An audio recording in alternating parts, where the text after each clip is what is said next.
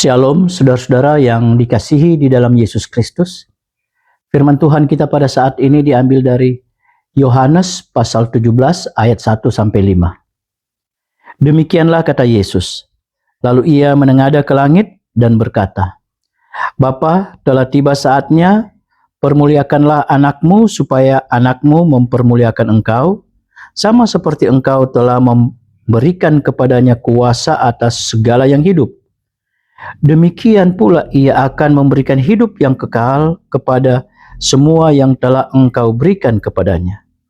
Inilah hidup yang kekal itu, yaitu bahwa mereka mengenal engkau, satu-satunya Allah yang benar, dan mengenal Yesus Kristus yang telah engkau utus. Aku telah mempermuliakan engkau di bumi, dengan jalan menyelesaikan pekerjaan yang engkau berikan kepadaku untuk melakukannya. Oleh sebab itu, ya Bapa, permuliakanlah aku padamu sendiri dengan kemuliaan yang kumiliki di hadiratmu sebelum dunia ada. Saudara-saudara yang dikasihi dalam Yesus Kristus, tema kita mengenal Allah yang benar.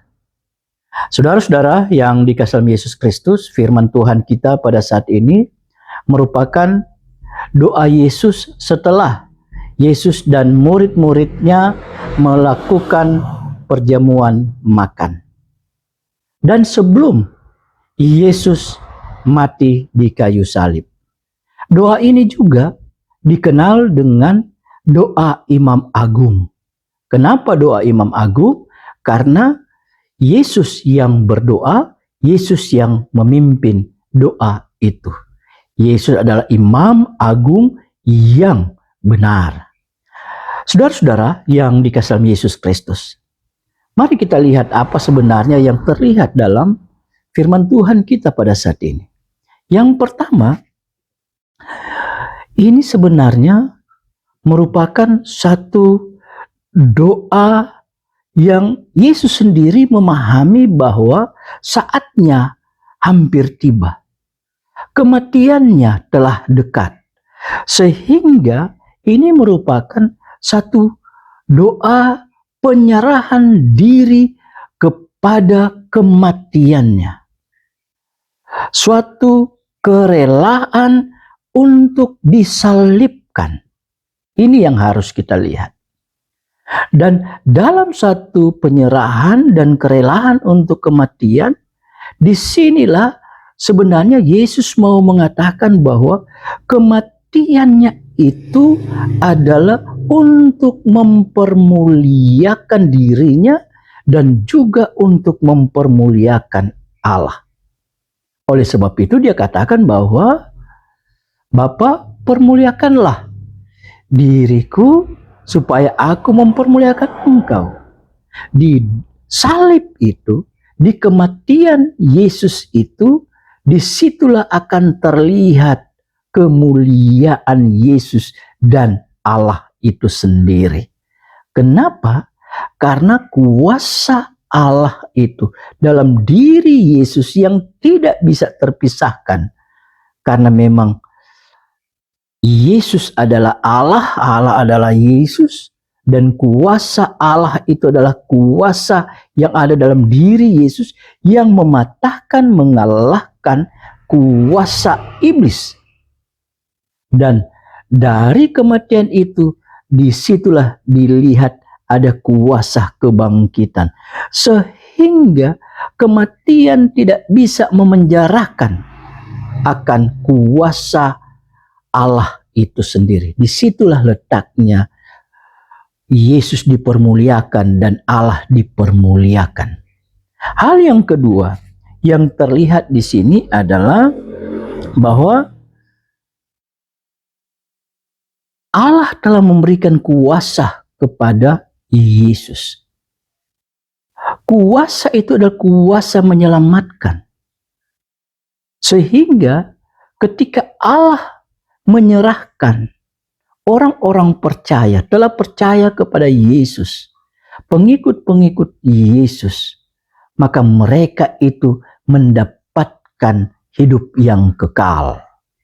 Hidup yang kekal yang dimaksudkan di sini bukan hanya saja sekedar bahwa tidak ada kematian, tetapi justru hidup yang kekal di sini bagaimana kualitas kehidupan itu nyata dalam diri orang yang beriman, sehingga akan hidup bersama-sama dengan Kristus Yesus di Firdaus, di sorga tentunya. Bahwa disitulah letaknya. Sehingga orang yang mendapatkan hidup yang kekal ini mengenal Allah yang benar. Kenapa orang yang hidup yang kekal mengenal Allah yang benar? Karena mereka melihat dengan mata sendiri. Melihat tentang kuasa Allah dalam diri Yesus yang ada berkuasa di tengah-tengah dunia ini. Memang benar, secara kasat mata tidak bisa melihat tentang kepribadian Allah, tetapi justru kepribadian Allah itu ada dalam diri Yesus Kristus, dan kemuliaan Allah itu ada di dalam pekerjaan-pekerjaan Allah. Di dalam kuasa-kuasa Yesus Kristus terlihatlah Allah itu sebenarnya. Bagaimana Allah itu sebenarnya? Bahwa benar akan terlihat bahwa Allah yang benar itu adalah Allah yang hidup, Allah yang berkuasa, Allah yang sangat berbeda jauh dengan Allah-Allah lain, kuasa-kuasa dunia ini. Sehingga kita harus memahami bahwa memahami tentang Allah yang benar berarti harus mengerti tentang Allah itu sendiri. Saudara-saudara yang dikasihi dalam Yesus Kristus. Hal yang ketiga bahwa di situ bukan hanya dipermuliakan di dalam salib, dalam kematian, tetapi juga di dalam kehidupan dengan Allah. Oleh sebab itu ya Bapa, permuliakanlah aku padamu sendiri dengan kemuliaan yang kumiliki di hadiratmu sebelum dunia ada. Yesus mengatakan bahwa kemuliaan yang kumiliki di hadiratmu sebelum dunia ada. Bahwa Yesus kembali kepada tahtanya yang sebenarnya, kepada asalnya yang sebenarnya. Saudara-saudara yang dikasihi di dalam Yesus Kristus. Kalau kita mau mengenal Allah yang benar, maka bukan hanya dalam pikiran, tetapi harus juga dalam iman kita. Karena ketika iman itu menguasai kita, maka kita akan mengerti, kita akan memahami siapa sebenarnya Allah yang kita sembah itu. Allah yang kita sembah itu adalah Allah yang benar-benar hidup, Allah yang benar-benar menyelamatkan kita. Allah yang Tritunggal itu benar-benar nyata dalam kehidupan kita, bersama-sama dengan kita. Dan benar-benar Dia mengasihi kita. Allah itu adalah Allah pencipta langit dan bumi dan segala isinya. Allah yang berkuasa, Allah yang hidup, Allah yang kekal, Allah yang maha kuasa, Allah yang kudus, Allah yang benar dan Allah yang adil dan kasih. Kasihnya itu berbeda dengan kasih dunia ini, kasih Allah-Allah lain. Karena kasih Allah adalah yang sempurna, yang memang benar-benar menyelamatkan umat manusia. Dan untuk lebih mengenal Allah yang benar, maka ada 3 hal yang menjadi titik tolak. Pertama, bahwa kita harus benar-benar berdoa kepada Tuhan. Dalam berdoa kepada Tuhan ada komunikasi kita dengan Tuhan.